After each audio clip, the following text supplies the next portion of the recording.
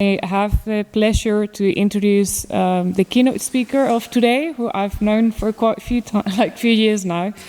So it's my pleasure to introduce to you Marije Hristova, who works at the Institute for Language, Literature and Anthropology at the Spanish National Research Council in Madrid, and a researcher in the Spanish National Research Project Necropol, led by Queralt Soler. Previously, she was an assistant professor at Radboud University at Nijmegen, and she was also a Marie Curie postdoctoral fellow at the University of Warwick and a researcher in the Horizon 2020 project Unsettling, Remembering and Social Cohesion in Transnational Europe at the CSIC. In 2019, she co-organized the third annual conference of the Memory Studies Association in Madrid. She was one of the initiators of the Young Memory Scholars Network Memorias en Red, and her research focuses on transnational memory discourses and the production of cultural memories following the forensic turn in Spain and Europe. She is the author of Reimagining Spain, Transnational Entanglements and Remembrance of the Spanish Civil War since 1989. Other recent publications appeared in the Handbook of Memory Activism, and currently she is editing the Handbook of Memory Studies in Spain and Portugal. And now I'll give the floor to you. Thank you so much, Paula. It's nice to be together on a table again. We didn't see each other since, I think, before the pandemic. So that's a nice re-encounter. I'm so delighted to be here. Thank you so much, Eurom, Euroclio, and all the people who are involved in the organization of this event for inviting me.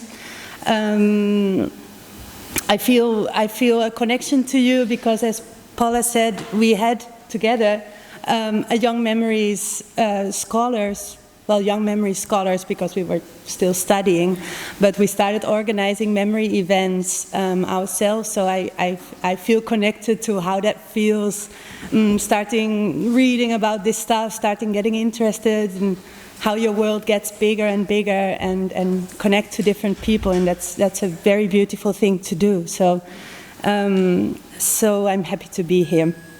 And what I bring today is a little bit of an overview of some field work I've done in Spain and Poland. And yeah, I mean, it's not really like an academic lecture, or it's not meant to be something like that. It's rather meant to give you some ideas, some ideas that I'm struggling with lately when I think about memory and how it's being used or not used, and I hope it can help you to, I don't know, to in your discussions or in your work or all that kind of stuff. So in this age of radical nationalism and the extreme right wing governing in many countries around the world, I think it is ever more important to question, to be critical, and most of all to work in communities on a local level to resist the big truths, with a capital T, that governors are claiming at this moment.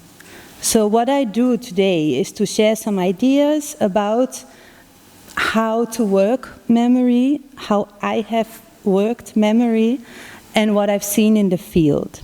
So my talk is about why I think critical forms of memory work are now more important than ever, and what would be the ingredients of such critical memory work. So the title of my talk is Memory Matters, and matter in the title has two meanings.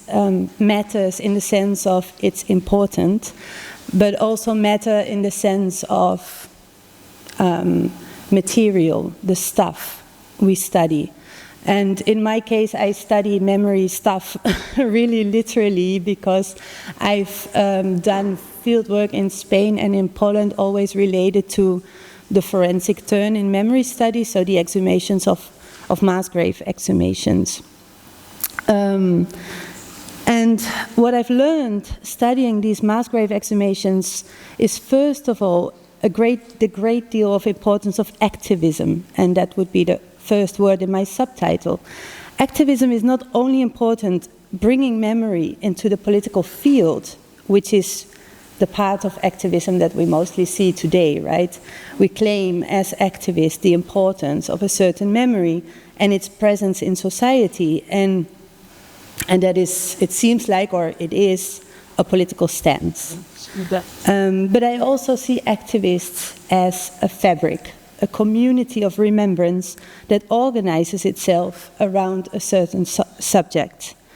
And since the memories we study are mostly memories of suffering of certain human beings in the past, it is as if the activists make a community around those who suffered in the past, and make a community that includes those victims, even if they're not anymore amongst us.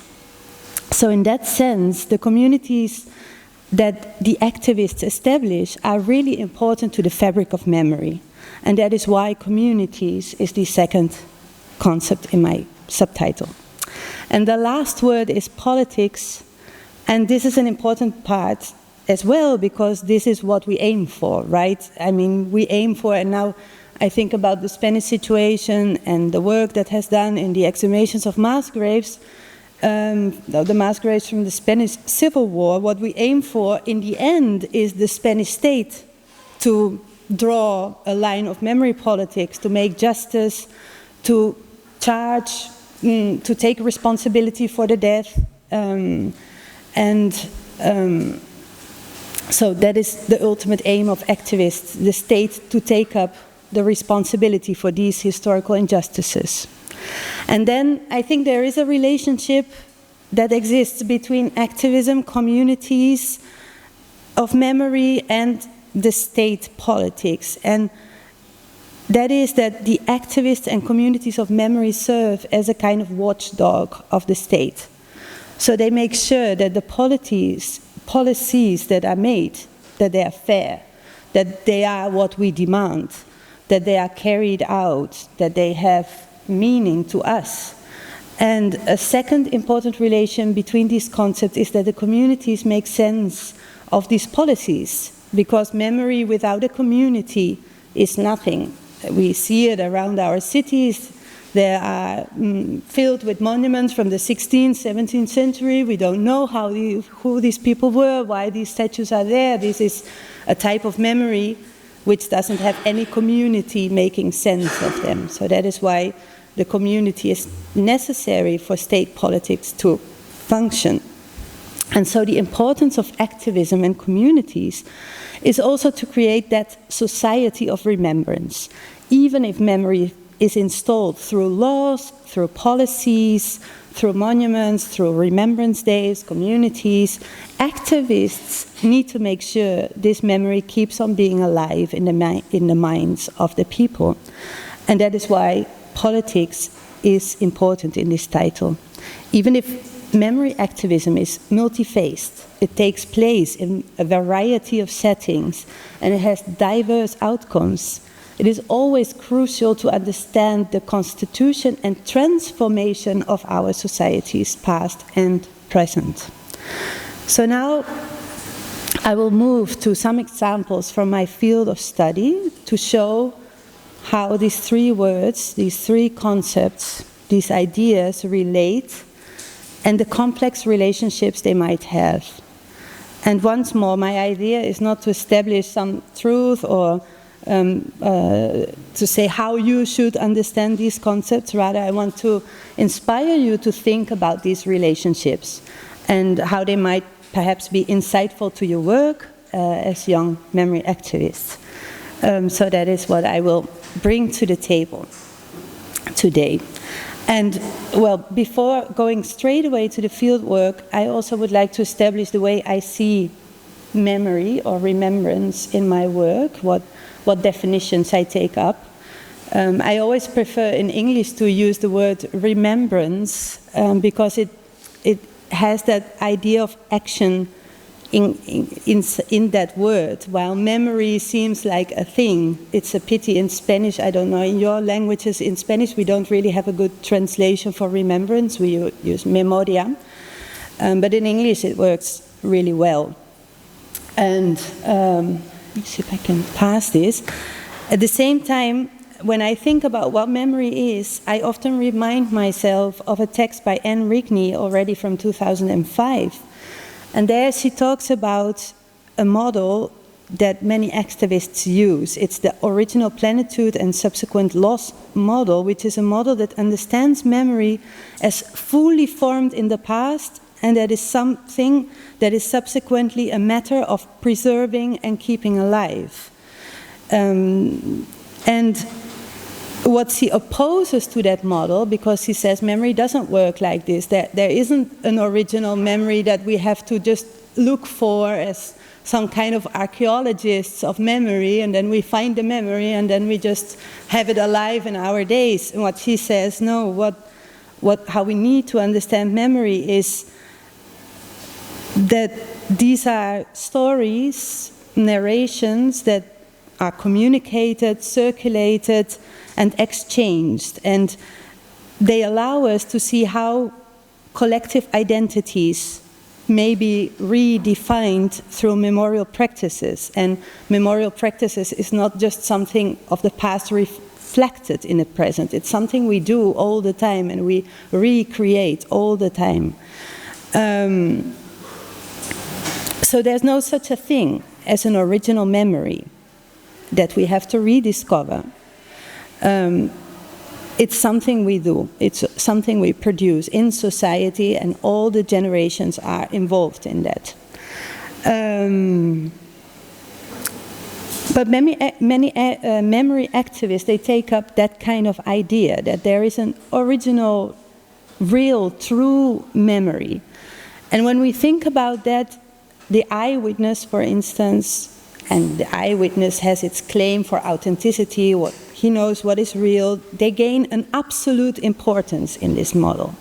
In Spain and other countries as well, this way of understanding collective memory is reinforced through, in my case, in my study field, the literal excavation of the past, the return of the bodies of those who disappeared and were lost. And in general, in Spain, in the Spanish memory associations, we can see that they do that. Even the main Spanish memory activist association related to mass grave exhumations is called the Association for Recuperation of Historical Memory. And the word recuperation, recovery in the title already points at that idea of we just need to take that original memory to the present and we're done. That's our task. But I think that, where do I need to? Maybe like this, more easy. How I understand memory is, and then I follow Esther Earle, is something like an umbrella term for all kinds of processes that relate the past, the present, and the future in social cultural contexts. So this is a definition that agrees with two generally accepted ideas about memory. One is its important relation to the present, and the second is memory's constructed nature. So this is a definition that allows us much more liberty to work, much more liberty to work the memory field, because it doesn't give us a clear distinction between individual memory and collective memory. It doesn't give us a clear distinction between memory and history, and it doesn't give us a clear distinction between memory and tradition either. It's just a big umbrella of the way we relate, the way we understand time in society, the way we understand as an individual, as a collective, how time evolves. So that is how I think about memory. And that brings us also to the ethics of memory, or the way we work memory in society. In the Handbook of Memory Activism, to which I contributed with a piece on the exhumation practices in Spain, the editors Yifat Gutman and Jenny Wüstenberg, they define memory activism as a strategic commemoration of a contested past to achieve mnemonic or political change by working outside state channels. So, from this perspective of memory activism, we tend to think that counter-memory is a cultural form that is related to the political left, making a stance for those who were left out of official historical accounts, the loser of history of violences and wars over time, in short, what we call the subaltern. But in the last decades, right-wing populism also importantly resorts to memory activism to redefine the national narratives along patriotic lines. And in doing so, according to Sebastian Faber, they explicitly fight two principal institutional sources of authoritative accounts of the past. One is the state, and the second is the university. And as such, they criticize left-wing indoctrination at the universities, where the subaltern voices in history and memory have been introduced in the curricula, and all-time national heroes are being studied from a more critical angle. And what Faber says is that this form of memory activism practiced by the populist right, but also by the left, actually share many figures, many features. First of all, both turn the narrative of the national past in a political battlefield. Second, both invoke a notion of the people in order to question the authority of the state and the academy as sources of that narrative.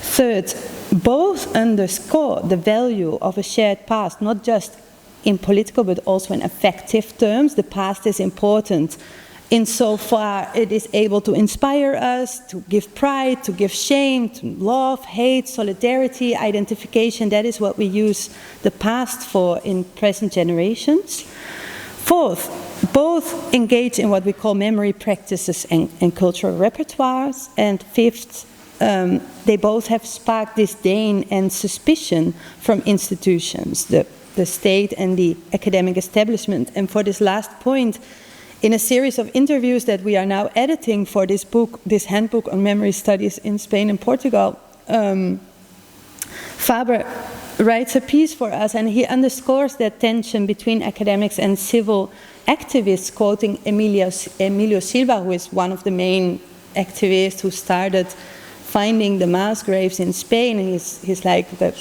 activist with capital A in Spain.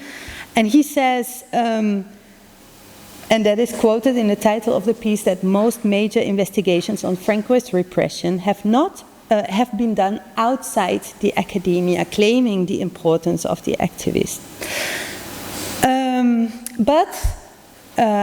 Faber also points at two differences between memory activism on the left and on the right of the political spectrum, and warns us that they are by no means two sides of the same coin. Memory activism on the right tends to be driven by nostalgia, he says, nostalgia less for the past than nostalgia for past narratives of the past. And the history it promotes is very traditional. It consists of stories of patriotic pride and national grandeur, and it is filled with national feats and heroes, and it doesn't have quite a lot of ethical and epistemological complications of what we see in modern historiography. Memory activism on the left, by contrast, is driven by a desire to complicate hegemonic narratives, even further than we already do. We want to give a voice to subaltern groups. It seeks to empower today's citizens in their role as memory activists and as critical participants in the construction of the past, generally with clear political implications for disempowered communities in the present. So in sum, it is important to understand that memory activists can thus both have a disruptive or a reproductive role in the struggles over how the past is remembered, and that memory activism is employed across the political spectrum. As such, it is an effective modus operandi for grassroots actors working for reconciliation and democratic values, but also for those seeking to build nationalist and exclusionary spaces. Right. So now, finally, I will give you a short story about the exhumations in Spain and a short story about the exhumations done in Poland in 2016. In Spain, I've worked with activists from several grassroots organizations who searched, as I said, for the victims of the Spanish Civil War and early Francoism. I'm not sure how much you know about that period of history, since you're all from different places. So very shortly, those mass graves are of those who were killed by the Francoist troops and allies during the Spanish Civil War. The Spanish Civil War was fought from 1936 to 1939, just before the Second World War. And during that war, Franco, who was to become the dictator in Spain, was assisted with military support from Hitler and Mussolini. And the victims from that Spanish Civil War, they were condemned to an oblivion during 36 years of the dictatorship of Francisco Franco. Whereas Franco, and that is an example of this, he made sure that the victims on his side, they were celebrated as martyrs who had given their lives in order to save the country from the Red Terror, as the language of Francoism was. The victims who had fought and defended democracy against the rebellious army, they were left behind in unmarked graves, and oftentimes their families were also forced to move from their hometowns because to avoid further repression. So they would move either in exile or they would move to the bigger cities to live a more anonymous life. So this is a piece from the newspaper from the time of the Civil War that says that the forces, Franco's forces, are fighting to clean Spain from the Marxists in the villages, and we see actually an execution being done. And this is a very early exhumation in Spain, 1939, of the victims from the Francoist side. So actually exhumations in Spain are something that is being done throughout the whole 20th century, but there's a big part of doing exhumations to honor the victims, the martyrs, as they are called, on Franco's side. And Spain was filled with all kinds of monuments, mostly in forms of crosses, to honor those martyrs. And this is the valley, formerly the Valley of the Fallen, now the Valley of Cuelgamuros, which is the main place where the victims of Francoism are being remembered.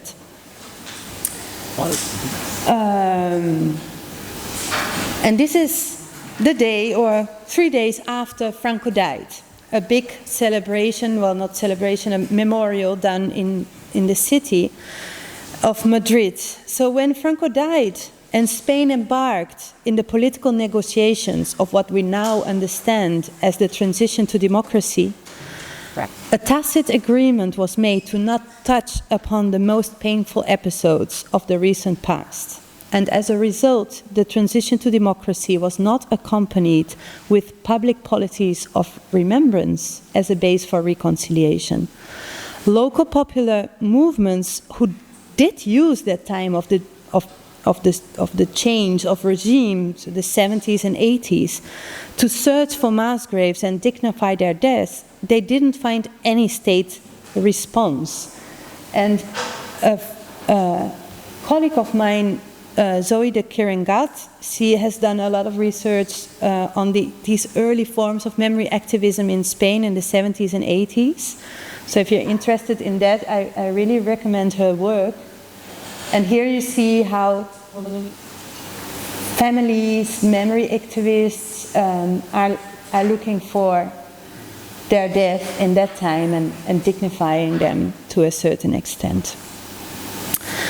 But we have to jump forward in time about 20 years when we see a new movement that searches for mass graves from the Spanish Civil War, which is starting in the 2000s. And this time it has much more political impact. From the year 2000 onwards, Spanish memory activists have joined forces with national and local organizations, and together they have managed to locate and exhume hundreds of mass graves. One of the results of that, this is already an old map from 2011, but it gives you an idea of the magnitude of this work. The red dots are the ones who are exhumed at that moment, and so it gives you a little bit an idea how big this is. It is by the use of forensic evidence, oral accounts, and archival research that they have produced a large catalogue of local counter-narratives about the repression during the Spanish Civil War. Together, the associations have been urging the Spanish government to address the issue of thousands of Republican victims that have been abandoned and in most cases are still lying in mass graves, to condemn the human rights violations perpetrated during Francoism and to commemorate these victims.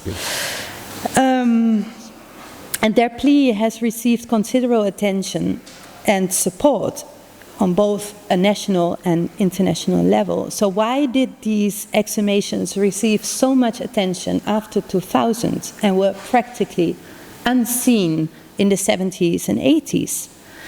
Well, from the 2000s onwards, the movement for historical memory gained its momentum in the context of an expanding international human rights discourse that was heavily influenced by the search for the disappeared in Latin America, in the aftermath of several Latin American dictatorships.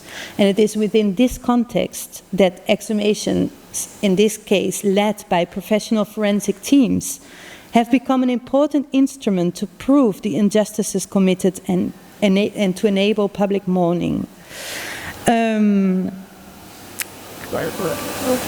So it is the local experience in Spain that now connects to a global repertoire of memory activism, produced mostly by left-wing memory activists against right-wing dictatorial experiences.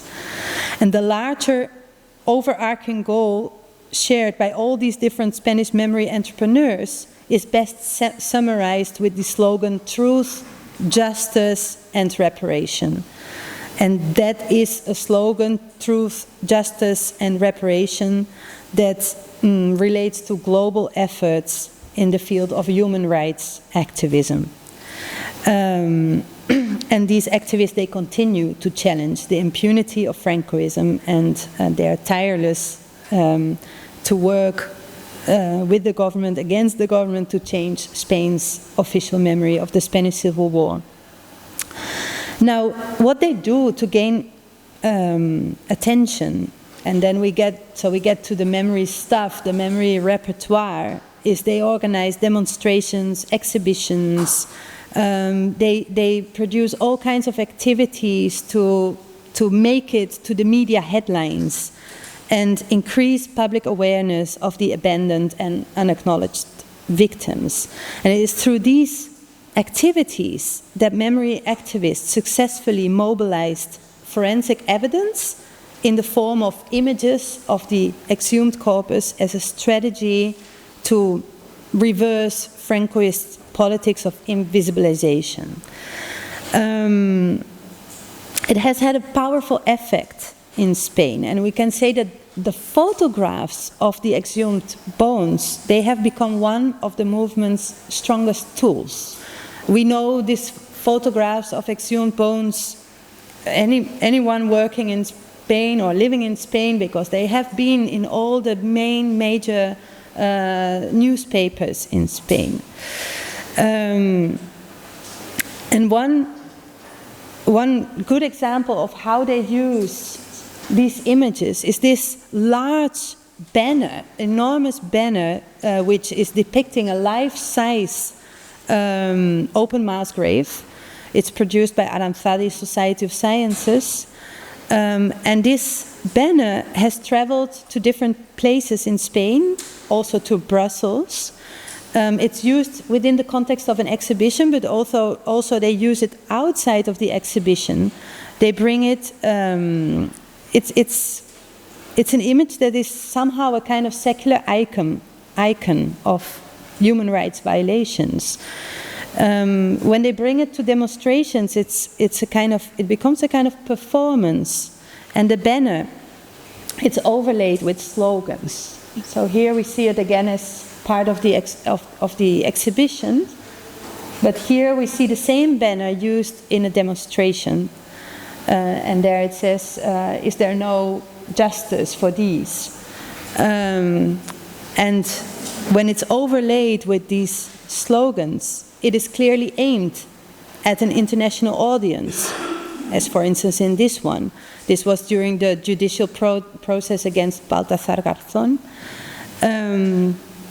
And it is this kind of visibilization of the excavation work, and with that of the Franquist crimes, that is, I think, key to this movement's vocabulary and strategy. Another thing they do with the exhumations is, this is the work they do with the UN.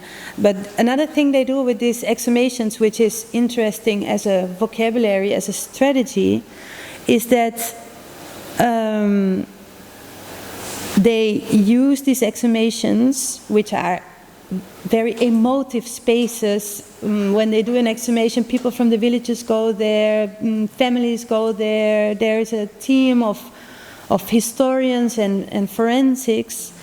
And in many occasions, these exhumation sites, they become the stage for something that other researchers have called forensic classes or mobile history seminars.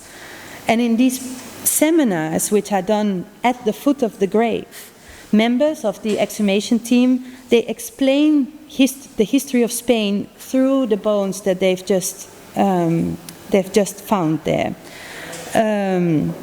And there's even one form that's probably the most extreme form of that kind of forensic ritual. It's done by Francisco Echeverría, the leader of Aranzadi, a forensic expert. And what he does is that at the end of the exhumation, once the physical remains of the victims are carefully removed from the grave, he invites members of the people who are visiting to lie down in the empty grave and to reproduce the positions in which the victims were thrown in the grave. So it is a kind of reenactment, what they do. I'm looking at the time. What they have, even if there's still a lot of activism done, we also have to recognize that memory activism in Spain has reached the state as its objective, and we have different memory laws in place. The UN has been here, so in that sense it has relative success, we could say, and it has had relative response from state institutions. And these practices of exhumations, they produce communities based on shared experiences and emotions, as they care for the dead and they care about public recognition for the victims. So let me move now to some notes from my field work in Poland. In Poland, I've done ethnographic research on the exhumation of the so-called cursed soldiers. The cursed soldiers is a term that is used to indicate those who fought in the post-war resistance in Poland. They continued their armed struggle against Poland's communist government through a kind of guerrilla warfare well into the 1950s.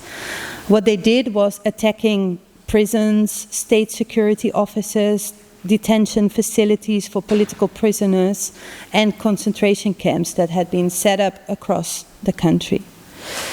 Most Polish anti-communist groups ceased to exist in the late 1950s as they were hunted down by agents of the Polish Ministry of Public Security. These cursed soldiers were killed by the Polish communist regime and buried in unmarked graves. The term cursed soldiers was coined in 1993 in an exhibition that was organized by right-wing memory activists, but it gained currency in the 2000s. The slogan was somehow transferred from the margins of memory activism to the center of state-sponsored politics of memory and a kind of pop cultural mainstream. Eventually, and this is the time when I did my research there, it was taken over by one political force. And that political force was at that time PiS, so the Polish Law and Justice Party. And also over time, this term expanded to include not only honorable resistance fighters such as Witold Pilecki, but also partisans who were accused of genocidal crimes against Polish citizens of Belarusian, Jewish, Lithuanian, Slovak, or Ukrainian origins. But it is at that time when PiS is governing in Poland that I started doing my field research. At that time, the IPN, the Polish Institute of National Remembrance, had been reorganized, and the exhumation of the search and exhumation of these cursed soldiers was one of the main objectives of the institute. So forensic archaeology became one of the key pillars of the institute. They started a new part of the institute that's called the Office of Search and Identification. And what is important and what we will see is that this emphasis that they started to have on forensics, on searching for mass graves, brought about an implicit connection with memory activism related to human rights violations in other countries, such as Spain. The transfer of memorial practices and vocabulary and strategies is evident, and we will see that from the examples I bring. So, in Poland, these victim-oriented cosmopolitan memory discourses that we know in Spain, that we've just seen, they are downloaded and they are reused within a nationalistic and nostalgic framework of memory.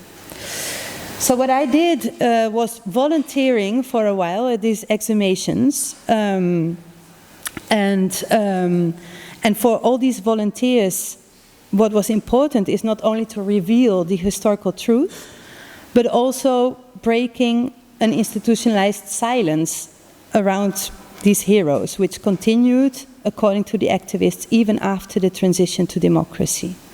And in such, the fact that the bodies of the partisans remained hidden for more than a decade after the end of communism proves to the activists that the transition was not complete and many facets of the communist regime remained intact. In fact, a similar argument is used by Spanish activists searching for the forgotten of the victims of the Spanish Civil War, and it's the aftermath to criticize the Spanish transition as incomplete.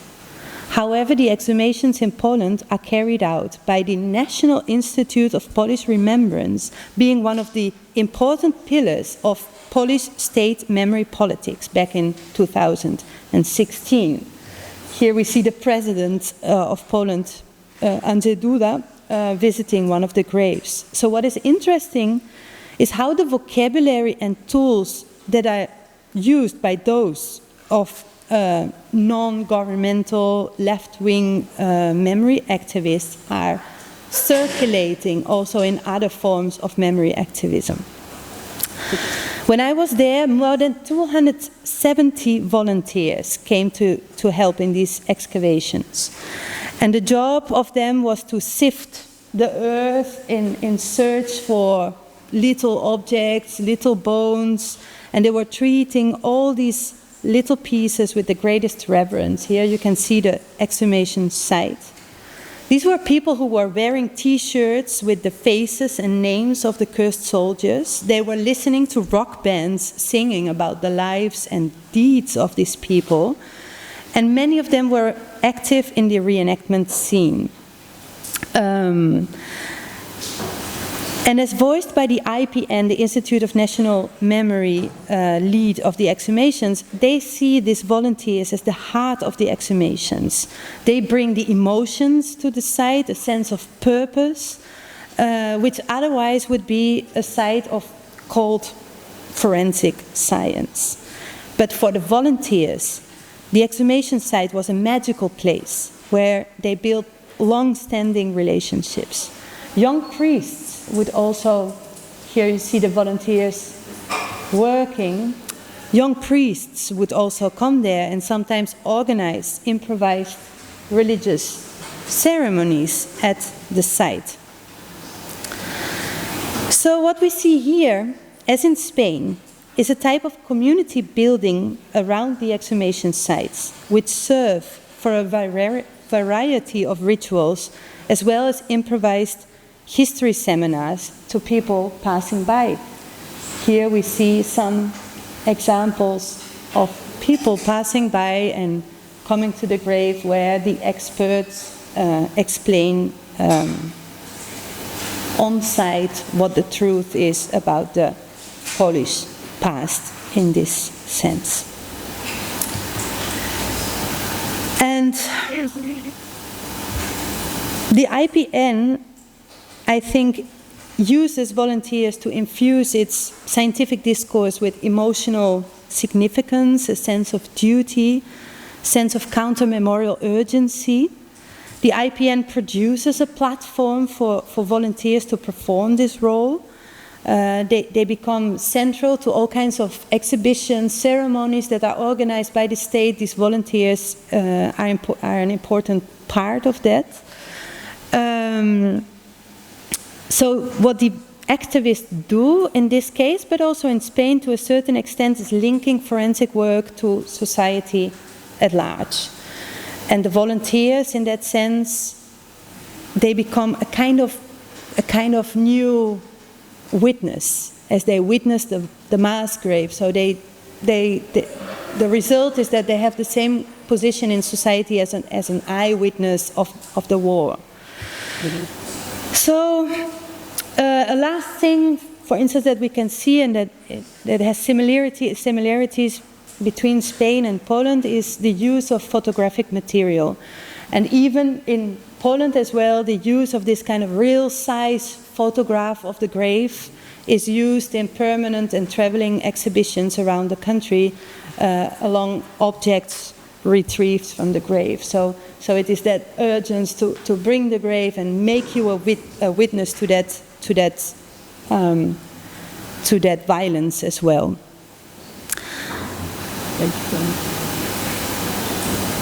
So let me conclude, because I think we are running out of time.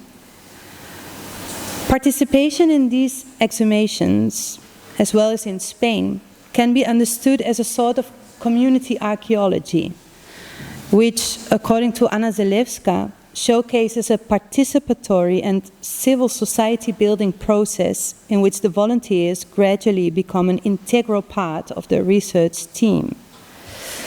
This is a type of community archaeology, however, that is not as inclusive as Zalewski suggests, because in Poland, mass grave exhumations of cursed soldiers carry out a strong right-wing identity and nation-building component. That is, while partly making sense and using the language of victimhood, trauma, closure, and the need for a fully fledged form of transitional justice, in Poland, the Institute of National Remembrance, during the time of the peace government, they traced that kind of monologic and exclusive memory discourses that we know in that kind of nostalgic and patriotic fashion. So what we can take away from all this is the need to be very clear of the purposes of our memory work. What discourses do we mobilize? How do these discourses and formats travel and entangle across the globe and different political spectrums? And most of all, I think that the purpose of memory activism is to always complicate hegemonic narratives further and work as that kind of critical watchdog of state memory politics. Reflexivity is an important ingredient as well to critical memory work, as we sometimes need to step away from the field and reflect on our memory work and look at what is done elsewhere and what questions that would pose to what we are doing, right? It is at places like this seminar here in Barcelona where you can learn from each other, where you can share experiences and use these experiences as mirrors in order to enhance your own critical memory work. Understanding that we're not recovering a true memory, which is subsequently, which was lost, but we are now taking again to the fore, but that we are doing remembrance. And with every word and every exhibition and every demonstration and every publication or every city walk, as I understand you will do tomorrow, we are constructing and revising a narrative that enables us to understand the workings of time in society. And that, for me, is remembrance. So these are the ideas I wanted to bring to you, the way left and right memory frameworks borrow from each other, resemble each other, but also have different purposes. And this is something I'm thinking about, and I think it's important to be aware of. So I wish you a lot of productive meetings. Thank you for listening. I think we don't have a lot of time for questions, but I will be here, so you just can find me, and I'd love to talk to you. So that is what I bring today. Thank you.